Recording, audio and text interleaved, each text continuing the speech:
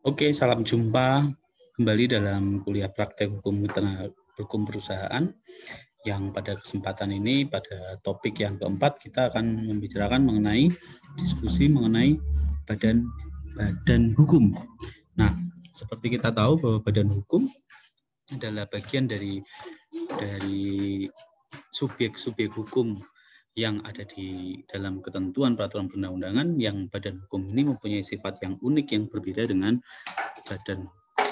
subjek hukum yang lain, yakni naturalistic person atau manusia alamiah.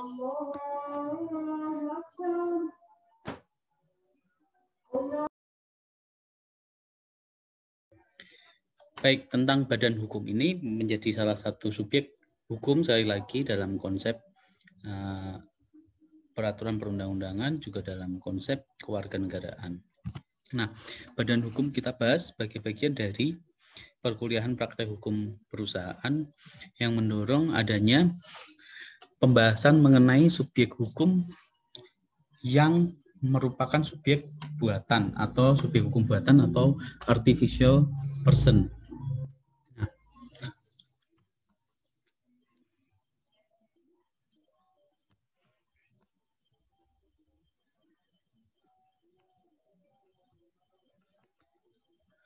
Subjek hukum diketahui kalau dalam banyak istilah disebut sebagai res subject atau law of subject. Artinya dia sebenarnya menunjuk pada istilah pendukung hak dan kewajiban, yang tentunya di depan hukum terdapat dua subjek hukum, yaitu manusia secara natural atau dalam bahasa Belanda disebut sebagai naturalistic person, dan badan hukum atau dalam bahasa yang lain disebut sebagai res person atau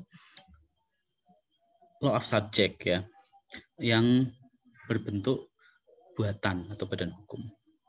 Dalam berbagai definisi ada dipahami bahwa badan hukum adalah badan-badan atau perkumpulan-perkumpulan. Kalau menunjuk badan-badan dan perkumpulan-perkumpulan ini berarti menunjuk pada himpunan, ya, himpunan subjek hukum yang dapat memiliki kekayaan sendiri. Jadi dia merupakan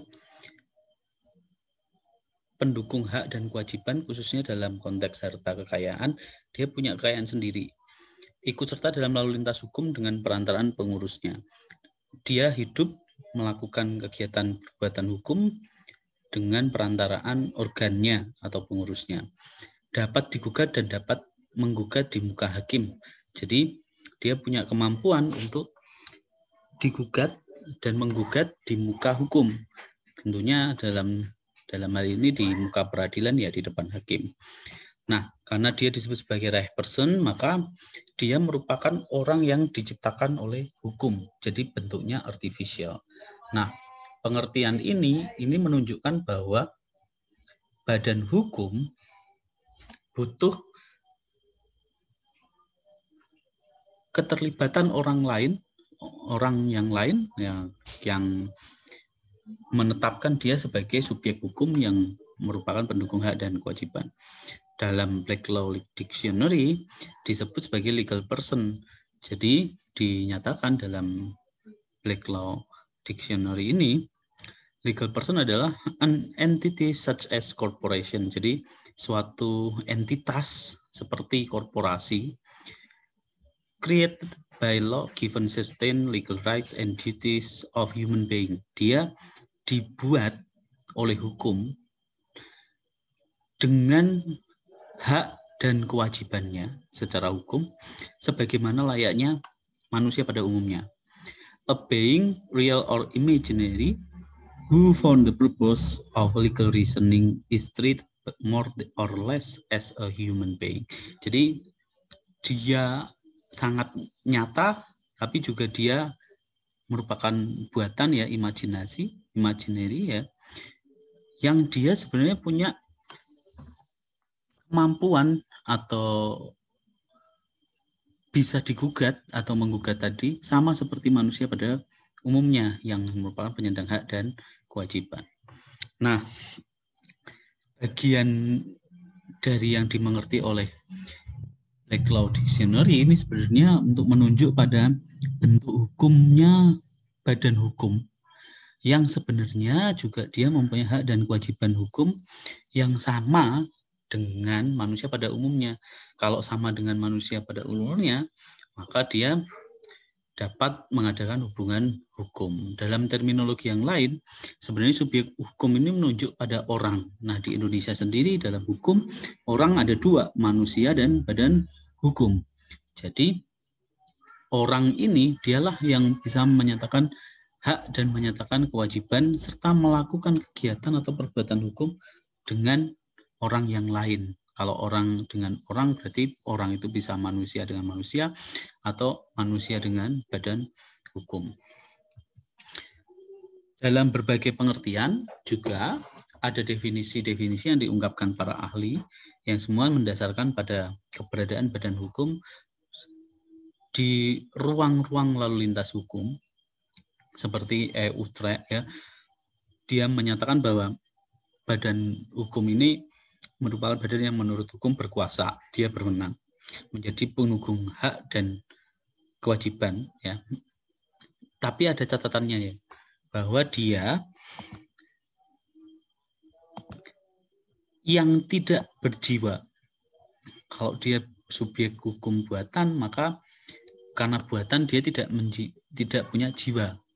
Nah, badan hukum ini karena dia Utrecht ini berangkat dari sosiologi ya, maka secara realitas itu dia merupakan gejala yang real karena dalam kehidupan bermasyarakat dia memang ada. Sekalipun dia tidak berwujud sebagai manusia atau benda yang dibuat dari besi, kayu dan lain sebagainya. Tapi benda ini bukan benda ini, tapi orang ini, orang yang tidak berjiwa ini memang ada.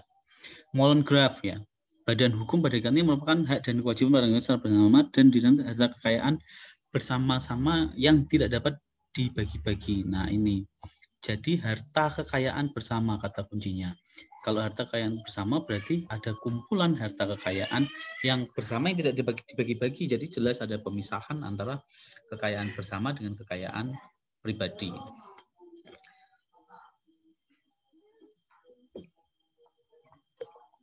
Nah, setiap anggota, karena dia Molengraf itu sudah menyatakan ada anggotanya, maka anggota ini sebagai pribadi-pribadi yang dia punya bagian dari harta kekayaan bersama itu, tapi bagian itu tidak untuk dibagi kepadanya. Nah, tapi dia menjadi pemilik bersama sebagai bagian dari anggota. Berarti harta kekayaan itu sudah dikumpulkan menjadi harta kekayaan bersama. Kemudian kekayaan itu kemudian diorganisasikan dalam badan hukum itu. Ya, L.J. van Apeldoorn ya, Purusha Kodrat atau purusan hukum. Jadi menggunakan istilah Purusha Kodrat atau purusan hukum.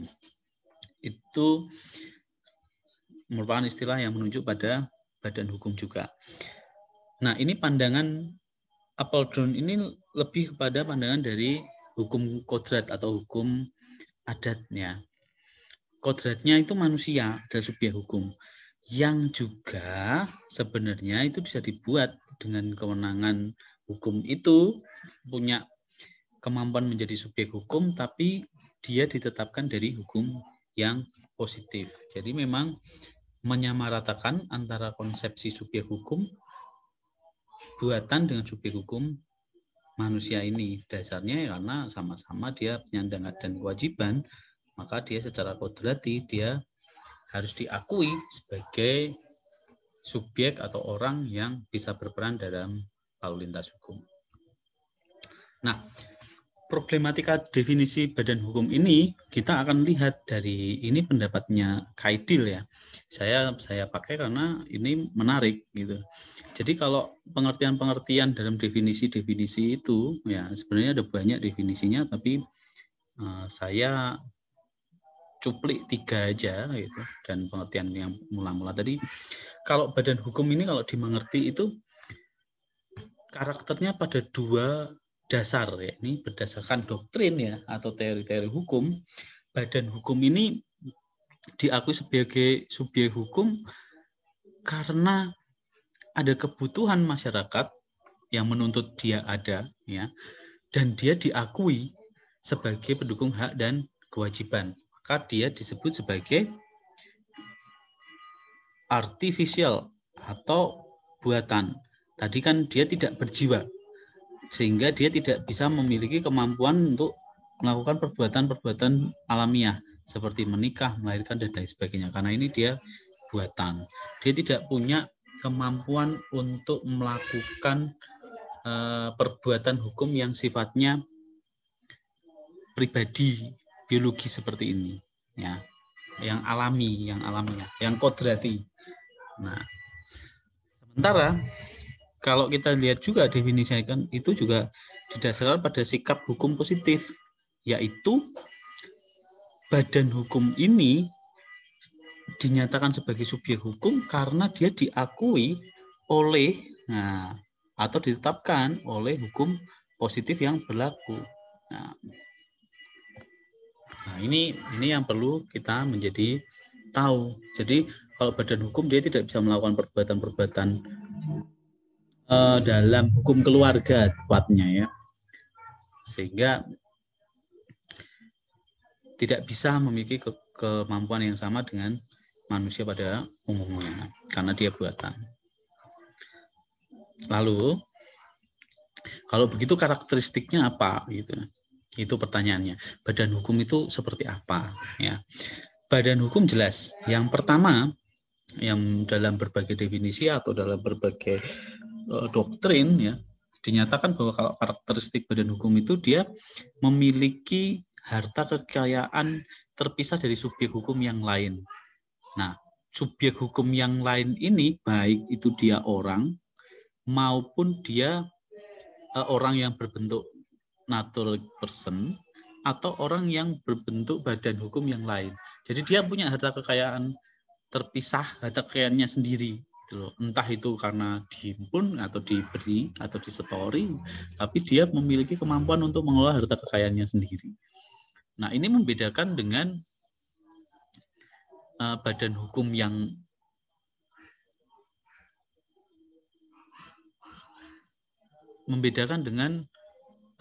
badan-badan usaha, membedakan dengan badan-badan usaha. Karena kalau badan hukum jelas di sana harta kekayaannya merupakan kesatuan yang utuh dan terpisah dari yang lain. Sementara badan-badan usaha bisa jadi harta kekayaannya itu tidak bisa dipisahkan antara harta kekayaan pribadi dengan harta kekayaan badan usaha. Nah, karena dia badan hukum dan dia bisa melakukan kegiatan dalam hukum kebendaan, khususnya hukum harta kekayaan, maka harta kekayaan itu dikumpulkan dalam maksud, ya, tertentu. Ya, ini badan hukum itu dia punya ciri untuk tujuan ideal tertentu yang tentu saja tidak bertentangan dengan peraturan perundang-undangan. Nah, dia juga punya kepentingan sendiri dalam lalu lintas hukum. Tujuan dan kepentingan ini sebenarnya sesuatu yang saling berkaitan.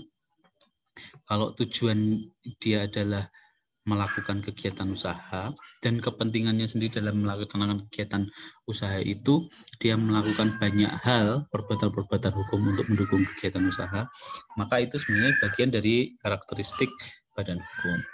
Karena untuk melaksanakan kepentingan sendiri itu dia butuh orang yang mengelola, maka dibuatlah struktur. Dia ada yang disebut sebagai organisasi kepengurusan yang bersifat teratur. Teratur itu artinya terlembaga, sistematis, ya, nyata dan jelas, ya.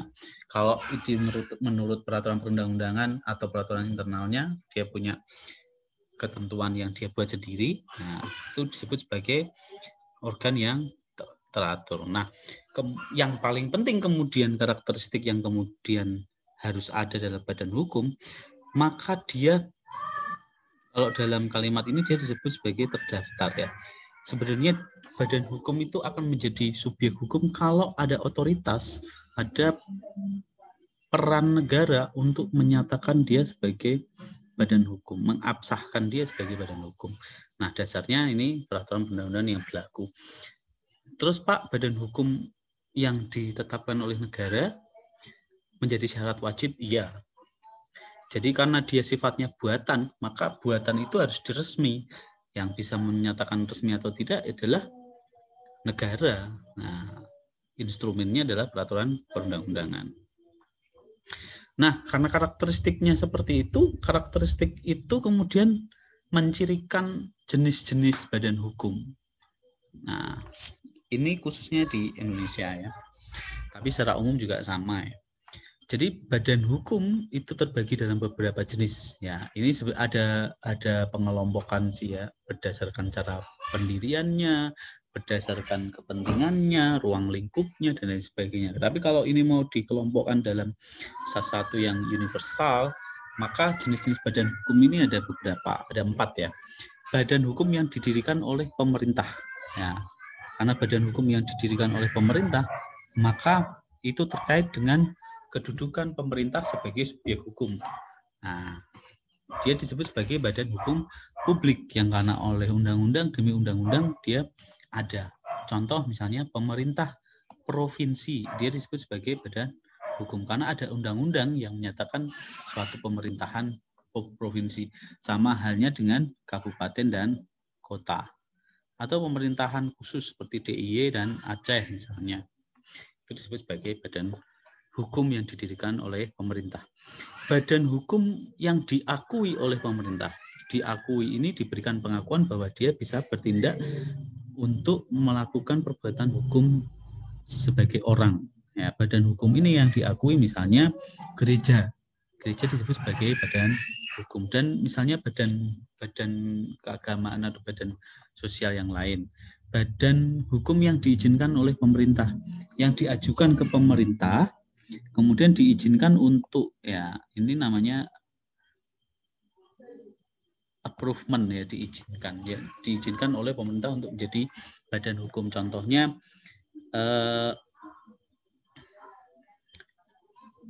organisasi kemasyarakatan ya, Pemuda Pancasila ya dan lain sebagainya itu diizinkan oleh pemerintah berdasarkan undang-undang ormas misalnya. Terus ada pula badan hukum yang ditujukan untuk melakukan kegiatan usaha yang ini didirikan oleh pihak swasta, dalam bahasa lain partikular ya, disebut sebagai badan hukum privat. Badan hukum yang tujuannya untuk melakukan kegiatan usaha, ini badan hukum privat. Sering terjadi secara umum kita mengenalnya ada 2 nih ya, badan hukum privat dan badan hukum publik, yang pada prinsipnya sebenarnya keduanya ini membedakan antara siapa yang mendirikan ya, disebut sebagai badan hukum publik karena pemerintah yang mengadakan, disebut sebagai badan hukum privat karena swasta yang mengadakan. Nah, itu perbedaannya juga jenis-jenis badan hukum. Nah, kalau kita membicarakan mengenai badan hukum yang tujuannya berkaitan dengan pengelolaan harta kekayaan, ada beberapa teori yang mungkin akan menjadi perhatian kita karena ini terkait dengan perseroan terbatas ya, terkait dengan kedudukan perseroan terbatas sebagai badan hukum. Beberapa teori-teori yang perlu kita perhatikan ada yang penting untuk dicermati untuk menjadikan landasan berpikir pengetahuan tentang badan hukum. Yang pertama, teori fiksi yang disampaikan oleh von Savigny ya. Sebutan lain adalah entity theory, aggregate theory atau symbol theory. Sebenarnya itu untuk menyatakan kefiksiannya. Prinsipnya adalah badan hukum adalah simbol dari totalitas orang. Jadi orang-orang yang berkumpul dan dia butuh simbol, maka dia disebut, simbolnya itu disebut badan hukum. Nah, simbol ini ya dihidupkan sebagai subjek hukum yang bisa mewakili kepentingan kumpulan orang-orang ini untuk melakukan perbuatan hukum selayaknya orang atau selayaknya manusia ya. Nah, badan hukum ini tentu saja dalam teori fiksi karena ini seolah-olah ada, maka harus dinyatakan bahwa itu ada. Yang bisa menyatakan bahwa badan hukum itu ada adalah negara. Maka ada beberapa teknik yang kemudian dibuat dalam bentuk fiat ya, dalam bentuk approval atau consensus of the government. Jadi fiat itu lebih kepada agreement ya, disetujui untuk menjadi badan hukum. Terus approval itu diizinkan ya, di-approve, diterima sebagai badan hukum. consensus of the government, diakui dalam kesepakatan, dia bisa menjadi badan hukum. Ini yang disebut sebagai teori fiksi. Kemudian ada teori organ, ini dinyatakan oleh Otto von Guericke. Jadi teori organ ini mengacu pada organnya. Dia reaksi dari entity teori atau reaksi dari teori fiksi dengan ajarannya Leer, Dir, Vollendig, Realiteit, ya, ajaran realitas yang sempurna. Jadi badan hukum ini tuh dia nggak abstrak, dia bukan fiksi, ya. Kalau tadi itu karena buatan dari dianggap fiksi, ya. Dan bukan karena kekayaan yang tidak bersubjek, ya. Tapi badan hukum ini sebenarnya organisasi yang ada sih. Jadi dia bisa dinyatakan dalam pergaulan hukum dengan cara apa? Dia bisa mewujudkan kemauannya sendiri melalui alat-alatnya. Alat-alatnya ini yang disebut sebagai organ yang sebenarnya punya prinsip yang sama dengan panca indera yang dimiliki oleh manusia alamiah. Jadi teori organ ini mendasarkan pemikirannya pada keterwakilan badan hukum melalui organnya, melalui kepengurusannya. Maka ada satu syarat bahwa ada organisasi yang teratur tadi. Nah, ada juga yang disebut sebagai teori harta kekayaan dalam jabatan. Ajaran tentang kekayaan yang dimiliki seseorang dalam jabatannya, atau dalam bahasa asingnya disebut amtelijk vermogen, ya. Adanya suatu hak yang melekat pada suatu kualitas. Maksudnya itu begini, ya. Jadi kekayaan itu menyebabkan bisa melakukan sesuatu, menyebabkan memunculkan hak, menyebabkan dia bisa mendapatkan hak dan kewajiban. Nah, cuman dalam teori ini kedudukan badan hukum ini, dia dianggap yang memiliki kehendak adalah pengurus. Karena apa? Karena para pengurus ini hanya mewakili kepentingan kehendak kekayaan itu tadi, yang punya jabatan itu sama dengan yang punya melekat di sana kekayaannya gitu loh. Jadi karena kekayaan itu ada jabatan yang kemudian diwujudkan atau dikehendaki dalam pengelolaan oleh pengurus, ya. Kalau tidak punya kekayaan, maka dia tidak punya daya berkehendak. Kalau tidak punya kekayaan dalam kekayaan, maka jabatannya tidak ada, ya. Karena kekayaannya itulah dia punya jabatan. Holder and Binder ini mengumpulkan itu dengan maksud bahwa dalam konteks badan hukum sebenarnya kekayaan yang kemudian memberikan peran untuk dia bisa melakukan kewenangan tertentu. Nah, kewenangan tertentu itu kan merujuk pada jabatan. Jabatan itu ada kewenangannya. Nah, karena kehendaknya itu harus dinyatakan, maka yang memiliki kehendak adalah pengurus. Mewujudkan kehendak-kehendak itu pengurus. Ini teori harta kekayaan dalam jabatan. Nah, yang sering kita dengar adalah ada yang dimaksud dengan teori kekayaan bersama. Ini ada 3 tokoh yang cukup terkenal, yaitu Rudolf von Zering, Marcel Planio, dan Molengrave. Disebut sebagai dalam istilah profit collective theory. Nah, dalam prinsip yang dinyatakan ini, badan hukum adalah kumpulan manusia sebenarnya. Nah, prinsipnya adalah kepentingan badan hukum adalah kepentingan dari seluruh anggota bersama-sama. Jadi karena anggotanya secara bersama-sama, maka kepentingannya juga secara bersama-sama merupakan wujud dari kepentingan bersama-sama. Harta kekayaan badan hukum adalah milik bersama seluruh anggota Eigenom, ya. Harta kekayaan itu ada karena para anggota ini setor untuk menyatukan harta kekayaannya. Para anggotanya kemudian berhimpun dalam suatu kesatuan dan membentuk suatu pribadi yang disebut badan hukum. Jadi karena punya harta, kemudian mereka berkumpul, orangnya itu berkumpul, kemudian hartanya turut berkumpul. Tapi hartanya itu kemudian mendorong perkumpulan itu membentuk suatu pribadi yang disebut badan hukum. Nah, ini mirip-mirip dengan teori fiksi karena ini adalah badan hukum inti pribadi, hukum yang dibentuk karena kekayaan itu, maka itu dianggap sebagai sesuatu yang abstrak.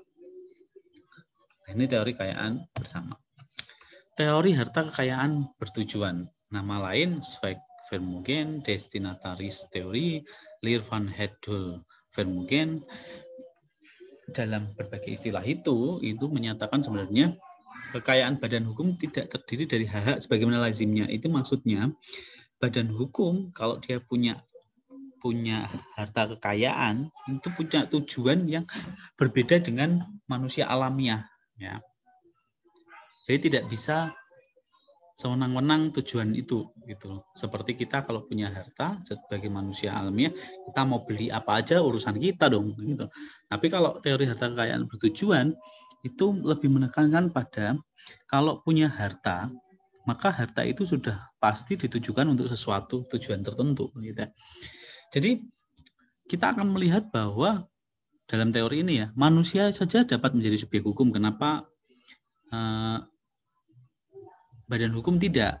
Nah, cuman begini, yang menjadi penting adalah ketika badan hukum dia punya harta, karena badan hukum itu kalau punya harta, hartanya itu memang ditujukan untuk goals tertentu ya, untuk tujuan tertentu, untuk capaian tertentu. Pada prinsipnya memang dalam teori ini menyatakan bahwa kekayaan itu tidak ada yang punya, tapi sekalipun tidak ada yang punya, dia terikat pada tujuan tertentu yang kemudian harus dikelola dalam bentuk badan hukum. Ya, teori harta kekayaan tujuan ini diperkenalkan oleh Alois van Bruns, ya, yang diikuti oleh Van der Heijden. Jadi kalau yang di bawah ini, yang di bawah-bawah ini itu, yang tulisan-tulisan di bawah ini itu artinya pengikutnya, ya. Nah, ini pengikutnya juga, ini teori harta kekayaan bersama ini pengikutnya ini.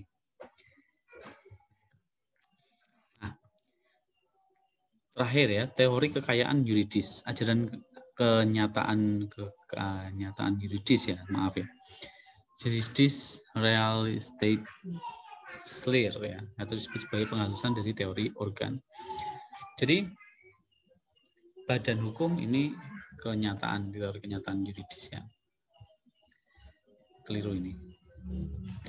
Dinyatakan bahwa badan hukum itu merupakan sesuatu yang real, konkret. Sekalipun tidak dapat diraba, tapi secara de jure, ya, secara hukum itu tuh ada dan dia diakui sebagai suatu kenyataan yang memang dia ada di sana gitu. Dia oleh hukum dinyatakan bahwa dia ada.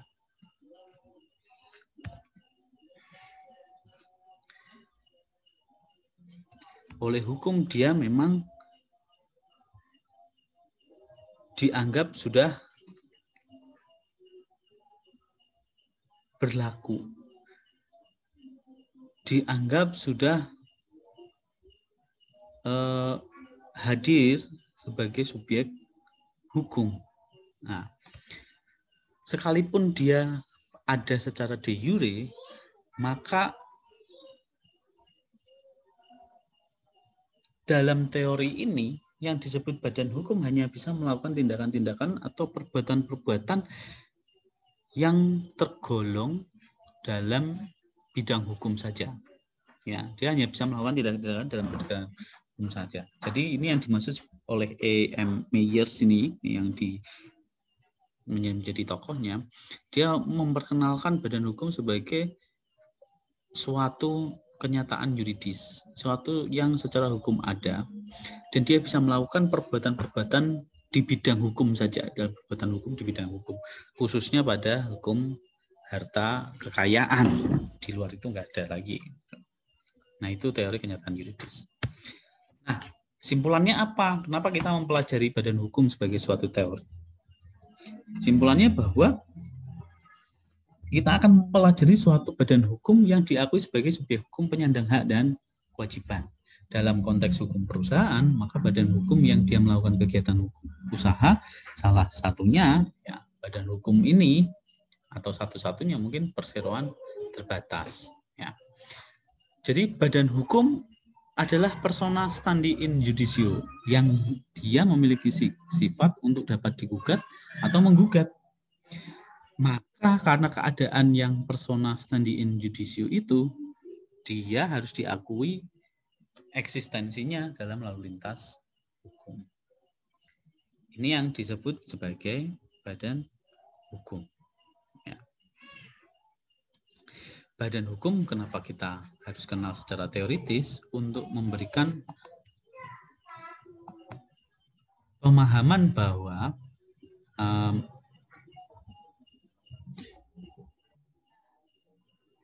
kita ingin melihat PT, ya, karena kita belajar hukum perusahaan, PT sebagai badan hukum, ya, punya dasar pemikiran kenapa dia secara teoritis logika berpikir kita harus mengacu pada PT itu dia adalah subjek hukum.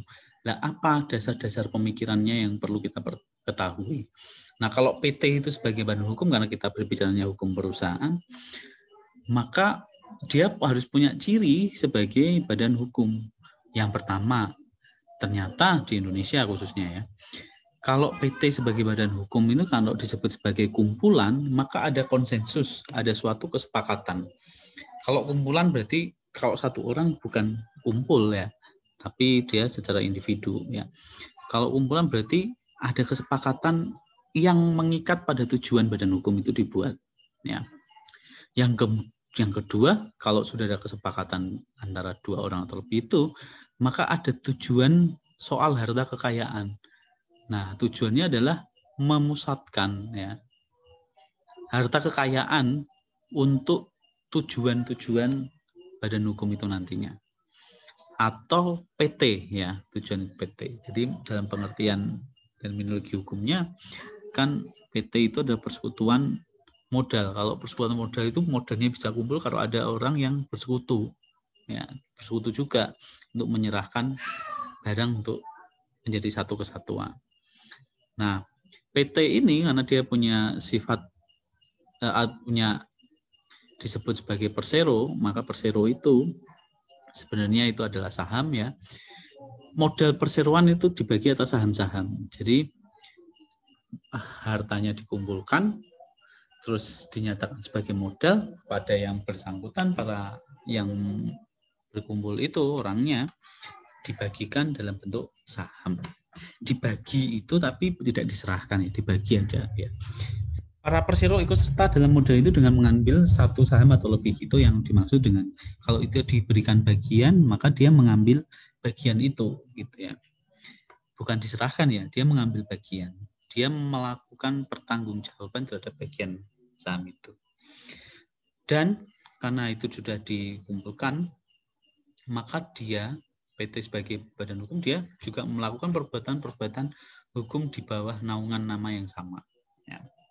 Di bawah naungan nama yang sama. Nih. Dan dia mempunyai persoalan tanggung jawab semata-mata terbatas pada modal yang dia setorkan. Yang kemudian setorkan yang kemudian terbagi atas saham-saham tadi. Ya. Dia bertanggung jawab hanya sebatas itu. Nah, PT sebagai badan hukum sekali lagi, dia juga butuh pengakuan dari otorita. Ya, ini negara untuk menyatakan dia sebagai badan hukum. Makanya dia disebut sebagai artificial person. Nah, yang menarik adalah secara teoritis pemikiran-pemikiran itu akan membantu kita memahami bahwa PT ini punya sikap-sikap seperti ini loh. Punya definisi bahwa PT dia sebagai subjek hukum, dia harta kekayaannya terpisah. Jadi memisah, meskipun ada orang di sana, tapi memisahkan antara orang yang satu dengan orang yang disebut PT ini. Gitu loh. Jadi PT-nya punya harta sendiri, dia diperolehnya dari perkumpulan modal itu tadi. Nah, itu yang kita pelajari dalam badan hukum sebagai bagian dari perkuliahan mengenai hukum perusahaan. Nah, hukum perusahaan ini tidak melihat secara khusus ya yang kita pelajari ini, tidak melihat bahwa perseroan terbatas itu adalah badan hukum. Nah, ciri-ciri yang tadi sudah disampaikan melalui teori-teori itu akan membebani kita untuk memahami badan hukum PT itu demikian, punya ciri yang secara teoritis itu muncul dari pemikiran-pemikiran dalam berbagai teori tadi. Nah, karakteristik badan hukum itu juga melekat pada perseroan terbatas. Tapi yang perlu diingat bahwa yang disebut badan hukum perseroan terbatas, maka dia punya tujuan untuk melakukan kegiatan usaha. Nah, demikian kuliah mengenai badan hukum yang bagian menjadi dari mata kuliah praktek hukum perusahaan. Saya kira itu yang bisa saya sampaikan. Terima kasih untuk selanjutnya. Kita akan jumpa lagi dalam materi yang lain. Dan selamat belajar mandiri. Sampai jumpa dalam presentasi berikutnya. Terima kasih.